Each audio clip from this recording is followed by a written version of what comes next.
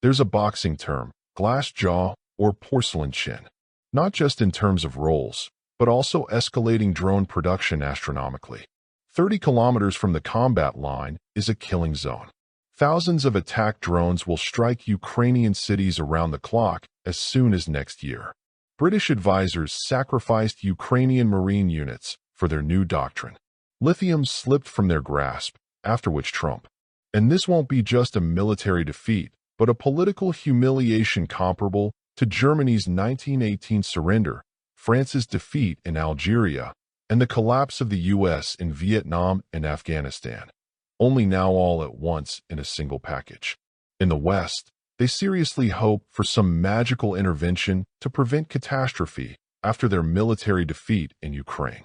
Good afternoon, dear viewers and listeners of the Geopolitics Info channel. Today we'll unveil the mystery of NATO countries' strange behavior, especially the core European NATO members. I mean their seemingly illogical, hopeless assistance to Ukraine, plus constant threats to deal with us completely. While you can clearly see their tough talk is empty boasting, they've never been able to do anything to us. Today we'll clarify these mismatches between form and substance, but first, as always, the informational backdrop that has taken shape globally at the start of this week. Across the ocean in the U.S., Ukraine has finally become irrelevant. The media space is still monopolized by Israel and Iran. First and foremost, they're trying to understand why this almost universal conflict ended so quickly.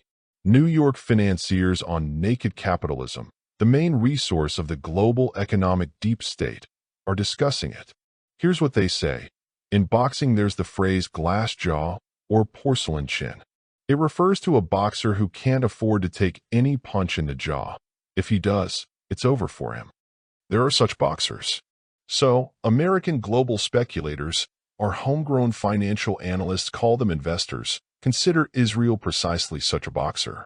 You can beat everyone around, but you can't afford to take a hit, because the first one to your chin will either knock you down or out. That's game over. So Israel has spent most of its short life fighting everyone else, and never took a hit. Until it did, by taking Iranian hypersonic missile strikes. Israel's economy and defense took a major hit immediately. The main reason for this is that Israel lacks so-called strategic depth, which Russia has in abundance. We have the deepest strategic depth in the world. Beyond the Russian highlands are the Urals, West Siberia, East Siberia, and vast spaces all the way to the Pacific. Israel's strategic depth is just 470 kilometers long and 135 kilometers wide, virtually nothing. Israel has one major airport, Ben Gurion, and two seaports. This microscopic country can be easily blockaded. That's exactly what the Iranians started doing by striking Haifa port and industrial facilities. And when the Israelis began taking daily hits to their glassy chin, experts realized it was nearly over. But there was also a purely military reason. Israel's air defense missile stockpile began to melt. And not just Israel's, but America's as well. Remember at the recent NATO summit when Trump was asked whether the U.S. would supply missiles to Ukraine?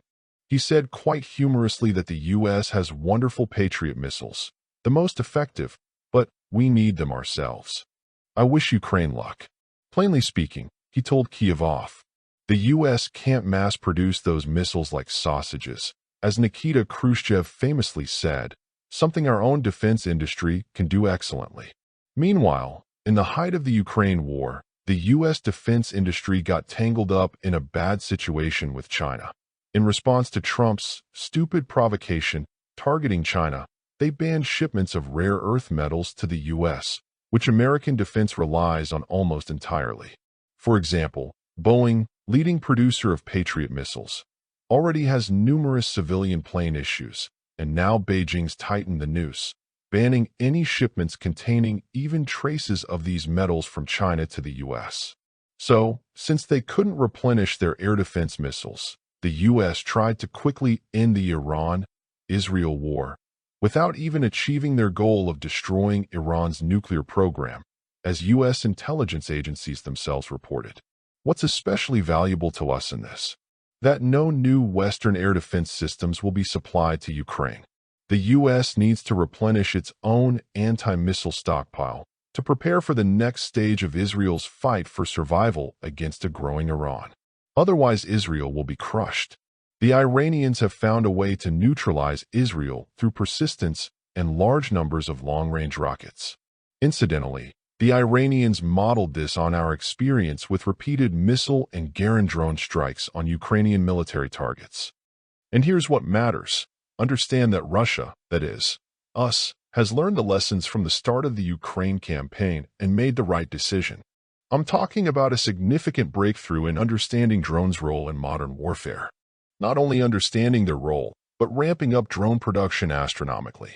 As for ramping up drone production astronomically, the crazy Banderites pro-Ukrainian extremists are writing about this on their forums, their media field packed with panicked articles. Not only about Garand's Shahid drones, but tactical-level UAVs that strike fortified positions, armored vehicles, personnel, on both tactical and operational levels. Here's what they write in a big interview with a Ukrainian military specialist at the front line. The enemy found political will to create strong drone units, not serving infantry but operating independently. The Russians allocated necessary funding, set up serious camps to train drone operators. They have material infrastructure for it. A unit called Rubicon was created. You must remember this word. It's a test center for prospective drone technologies. It's created to develop employment algorithms and train on advanced drones. Apparently, on its base a new type of troops will be formed in the Russian armed forces, as announced a couple of weeks ago. Let me explain. Rubicon is our military unit, which really bothers them, and here's why. The entire process of launching and operating it is under personal control of Defense Minister Andrei Belousov. And here's something again from the Ukrainian military at the front. The Russians in the old doctrine of land force operations managed to turn the situation. Now they're really fraying our nerves. What are they doing? I remind you, quoting the frontline Ukrainian military. They began flying in at 15, 20, 25, 30 kilometers. They began shooting down our logistics. Routes that until recently seemed deep in rear started being hit. Unfortunately, the enemy is doing the same things we tried, with much greater scale. If we deploy 10 drones, the Russians deploy 300. Now they have that capability. 30 kilometers from the combat line is a killing zone, which will only grow. All cities of Donetsk region, plus Izium, Kharkiv, Kherson, even the suburbs of Kiev will soon be attacked by Russian FPV-level UVs. Reminder, FPV drone equals first-person view. The UV with a camera transmitting real-time image to pilot's goggles, helmet, or monitor, so the operator pilots as if inside the drone, seeing through its eyes.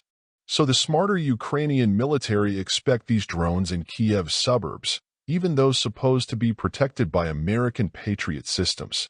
Reminder, one Patriot missile costs $2 to $5 million. Check any search engine. Meanwhile, an FPV drone on average costs $1,500. And what if 500 or 1,000 fly?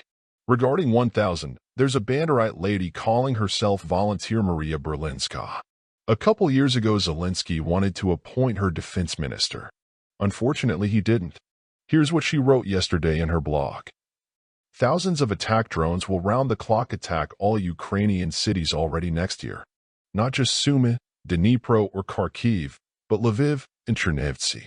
Reminder, these are cities in the extreme Banderite part of modern Ukraine, Lviv and Chernivtsi. Yet Berlinska is frozen in silent horror. I understand it sounds like a horror sci-fi film, but this is our reality next year. So she's convinced a total robot war is coming. She puts it simply, the Russians will make so many drones they'll fly all over Ukraine and pound whatever they hit. But it's not only drones. London's Financial Times writes that Russia has already stockpiled 13,000 missiles of various ranges, producing up to 200 per month. There's an EU Defense Commissioner, Andrius Kubilius, a Lithuanian Russophobe, who just stated that Russia may have around 5 million drones, so Europe urgently needs production capacity exceeding Russia's to defeat us. Clearly, this commissioner is unhinged. But even his sour Lithuanian beer-soaked mind threw a spark of dying sanity. After hard thinking and complex analysis, He warned Europe's invincible warriors, in quotation marks. Quote, "Actually, defeating Russia is hard, because in a military conflict European countries would face a battle-tested Russian army. Imagine how lucky we are that on the other side are such dumb and uneducated characters, like this Lithuanian or his bunk neighbor, Estonian Kalos. Let's wish them health and that they stay in office as long as possible. Let them remain the vultures they've always been over centuries." To understand this Lithuanian outburst, I'll remind you of an episode few in Russia know. It happened after the Battle of Kulikovo, described multiple times in German chronicles. Here it is. When Dmitry Donskoy's warriors defeated the horde at Kulikovo, the fleeing remnants of Mamai's forces lost their property. "We captured many oxen and cows, and those were being taken from the field to Moscow. The convoy moved slowly, weakly protected. Lithuanian observers attacked from the roadside bushes and drove away the oxen and cows into their swampy forests. So theft is a trait that needs no further explanation for who European military commissioners are. One must always remember this. Their essence hasn't changed since the Battle of Kulikovo. So the Lithuanian probably wanted to steal those 5 million drones from us, like his ancestors stole oxen and cows. But en route NATO, thankfully, this Lithuanian is not taken seriously. NATO's military doctrine isn't based on mass drone use. They stick to old concepts and don't intend to abandon them. That doctrine is what the Ukrainian armed forces fight with today. A new article by American Colonel Alex Vershinin, whom we often cite, was just published. He writes again about big problems in NATO armies, especially European ones. If Germany, the UK, France, and Denmark try to contend with Russia, they face total failure. He judged based on military exercises NATO countries are conducting, for example, in the Baltics. They're not working on anything new revealed in the Ukraine war. Vershinin says Western military experts don't assess the evolution of combat operations and refuse to change, believing that combined NATO effort will inevitably break Russia's armed forces. Vershinin says that's extremely mistaken. He's watched how the French fight during Baltic exercises. They use none of the military tactics displayed in Ukraine by Ukrainians and us. At the very least, tactics like drones, storming fortifications, dropping grenades on strong points, dragging explosives to blow up tanks and bunkers instead of sending infantry in. The French use nothing like this, and in his opinion, it's easy to predict the result of a real clash.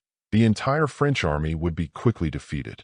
And the main problem of Ukraine is that the Ukrainian armed forces, under the doctrine imposed on them under Biden, still adhere to it. It went to horrific extremes, Vershinin writes. For example, the Ukrainian operation in Kryny, a small village in Kherson region on our side of the Dnieper. Ukrainian soldiers were ferried across the Dnipro into Kryny for 6 months straight. As a result, several Marine battalions, or maybe 2 brigades were killed there. Terrifying casualty figures. Vershinin writes that this plan was developed by British advisors. They were testing a new amphibious warfare doctrine, and in the process, deliberately sacrificed Ukrainian Marines. And after its failure, they don't want to change anything. And here Vershinin moves to the main point. Considering such inadequacy of Western military experts, it's time to understand. What do European leaders and NATO military leadership hope for? Are they deluding themselves or bluffing? Or do they really believe that one type of NATO forces will force Russians to capitulate? And all this against the backdrop of Russia's rapidly advancing offensive on the entire Ukraine front. Faster in some areas, slower in others. But the fact remains. On Thursday, Russia liberated the village of Shevchenko in the South Donetsk direction, near the largest lithium deposit. Bloomberg wrote about this. The deposit spans roughly 40 hectares. It's enormous and extremely profitable because the ore is rich in lithium. Bloomberg cites Portugal as owning Europe's largest lithium deposit. But the deposit near Shevchenko in the DPR is much richer than Portugal's. Reminder, lithium is the basis of the modern electric battery industry, not only for cars. And here's what's interesting. After liberation of Shevchenko and that lithium deposit by our armed forces, a NATO summit occurred. Trump threw a full-blown tantrum at the summit, which many here didn't pay attention to. Actually, just last week there was info that Trump had a billionaire friend who decided to claim that Ukrainian deposit for himself, supposedly secured under Trump's resource deal with Zelensky. But it happened that lithium slipped from under their nose. After which Trump, in irritation, snapped at the NATO summit that the situation in Ukraine got out of control. Imagine, the arrogant American traitor still thought he controlled the situation in Ukraine. It's not only Trump thinking so, but many American citizens, especially Trumpists. Let me read one characteristic statement of these people about us. You'll laugh at what their propagandists implanted in their minds over years of American prosperity. Listen, Russians are mediocre drunks. They can't make the world respect them, so they want the world to fear them. By the way, when Russians get drunk, they start asking their drinking buddies, "Do you respect me?" They beg others to show them the respect they don't have. In my opinion, with all respect for the American people, he's a complete idiot. And there are plenty of such trash there. But thank God they think like that. Far easier to deal with clinical idiots than with smart, educated enemies. Returning to the news Trump got at the NATO summit, that Europe's largest lithium deposit, which he thought was his, turned out not to be his at all, because real owners got it back by weapon. There's a historical example for this as well. In 1472 happened the Battle of Alexion, which few here know, but I once described it. Khan Akhmet marched on Moscow, where the first Russian Tsar Ivan III was seated. The Khan burned Alexion and was about to cross the Aku River to burn Moscow. Suddenly on the far bank they saw Moscow's regiments, many warriors on a sunny day, their armor shining like a silver lake. The Khan saw it and, I assume, told his commanders that the situation was out of control. So he didn't cross the Aku and retreated back to the wild field, i.e., the Russian army beat him without firing a shot. Similarly today, Trump already marked Ukraine as a sacrifice, but the Russian army arrived, and he had no choice but to flee. And now there's no time to supply arms to the Ukrainian armed forces, though Zelensky practically kissed Trump's behind and crawled on his knees when he was given a half-hour audience at that last NATO summit. And now it's time to speak about the most important thing. Why are they so stubborn against us in the West? I'll refer to what their smart eggheads say and write about what happens next. At the last NATO summit, they decided that within 10 years they will increase defense spending to 5% of GDP per year. Let me ask, how much is that? President Putin just said in Minsk that our defense spending is 6.3% of GDP per year, 13.5 trillion rubles, about $150 billion. Considering our arms production costs are 4 to 5 times cheaper than Americans and Europeans, it means at parity our defense spending is about $600 to $750 billion. With that military budget, our country lives normally, possessing the world's most advanced nuclear weapons and modern delivery systems. So no matter how hard they try, 5% of GDP or 10, it's irrelevant. Besides, Trump has just over 3 years left in power, and when he's gone, that 5% promise will be forgotten immediately. They'll sit and hope it miraculously sorts itself out. 3 years left. Let's continue. Why won't anything change for them? In Europe, a sluggish schizophrenia will continue. They'll dig themselves deeper, right in the hole. Each day it'll be scarier and harder to climb out, without risking excessive political damage. In Western Europe, those are the prevailing thoughts. Imagine you're a foreign minister of a mid-sized European country, and suddenly you realize that supporting Ukraine and the dumb policy toward Russia is leading your country to catastrophe. Hard to realize, since all their press says you must just push harder and Russia will fall. If you do realize this idiotism, what should you do? Just say, let's stop supporting Ukraine? But that's not an option. In the present situation, it would have major consequences for your government, your country, your allies, third countries, and your personal standing in international organizations. In short, to change that policy would take at least 3 years.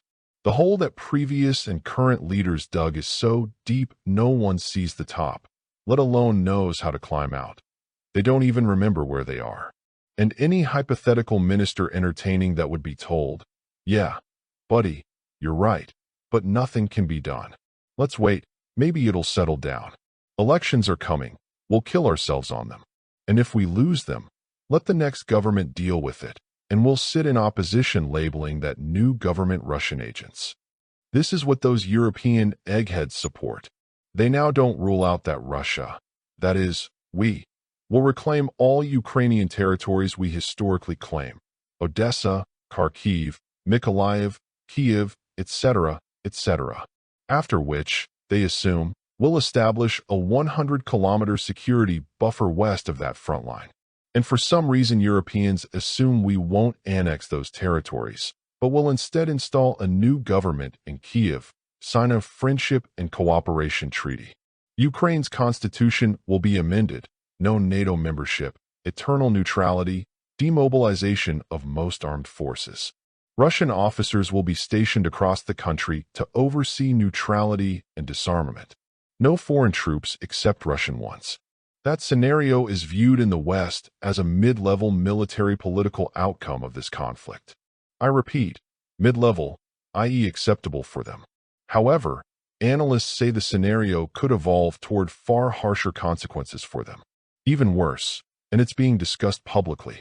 That is, if Russia achieves the mid-level military-political result, the next step will be a show of force not only on Ukraine. After large-scale military exercises in Belarus, flights near NATO airspace, naval maneuvers in the North Sea, renewed pressure on Eastern Europe, and the West will again be presented with the document Putin released before SVO began. Its core demand is withdrawal of NATO forces back to their 1998 positions, before Poland, Czechia, and others from the former Warsaw Pact joined NATO. They're 100% convinced that if Russia achieves total victory in Ukraine, we will definitely bring out that document and demand its signing without negotiation or discussion. Within, say, 6 months. Western powers already perceive that scenario as catastrophic. It will not just be a military defeat, but a political humiliation comparable to Germany in 1918, France and Algeria, the US in Vietnam and Afghanistan, but now all combined. Such collapse will destroy the entire Western political system. That's why the struggle is literally for life and survival. Even though mediocre, ideologically empty, slippery types sit in power in Europe and the US. But they also understand that the stakes in Ukraine are maximal. If the West follows that catastrophic scenario leading to Ukraine's neutralization, many governments will fall, numerous leaders' careers will end instantly, new parties will arise, because a crisis of that scale Western countries may never have faced before. The UK and US are used to seeing themselves as victors in both world wars. For London and Washington, those wars were triumphs. They continue to live with phantom memory of victory. Western elites refuse to believe anything bad, such as radical transformation of their global position. They've long been accustomed to giving orders and issuing demands without thinking about consequences for other countries. But now they're terrifyingly afraid they might become the ones receiving orders, not giving them. They'll need to take seriously how other nations react to their actions. NATO press increasingly signals that the time for games is over, but they're afraid to admit that this final will be their defeat. Only in this lies the single reason for irrational Western European obsession with continuing the Ukraine war. The alternative, admitting hopelessness in Ukraine, is unthinkable for them, prompting them to fear losing absolutely everything. That's why the entire Western world, even so-called informed experts, continues to deny military loss and hopes for a miracle. They dream that Putin will leave. Some believe there will be a coup, others that China for some reason will force us to stop the war. In the West, they seriously hope for intervention by some magical force that can prevent catastrophe after their military defeat in Ukraine. Future reality looks so awful to them that even the current Ukraine war situation seems less scary. So Western policy of pumping money and weapons to Kiev under Zelensky will continue indefinitely. For us, the nuances of Western psychology work to our advantage. In the Special Military Operations Zone, our troops are advancing broadly about 70 kilometers to the west toward Dnipropetrovsk region. This is the main direction now. Broad front from Pokrovsk in the north to Huliapol area in Zaporizhia in the south. Almost no major towns left to liberate. The last one, Kamar, was recently taken. Only 5 or 6 small villages remain in this direction. The offensive continues north of Kupiansk and Kharkiv region, Our troops are bypassing Kupiansk from the north. The offensive continues in Sumy region. Kiev war bloggers are convinced that autumn will be absolutely horrible for the Ukrainian armed forces in terms of military defeats. And the more terrible it gets in Ukraine, the more terrible it will be in Brussels and Washington, because they can't climb out of their hole, and they only anger us more. That's why President Putin, who usually strives to be polite even toward our enemies, spoke unusually sharply toward them. They're all burying us in the West, but they'll die soon themselves. If he said that, it means they've really annoyed him. That's all for today. Until the next video. Wishing everyone health and all the best.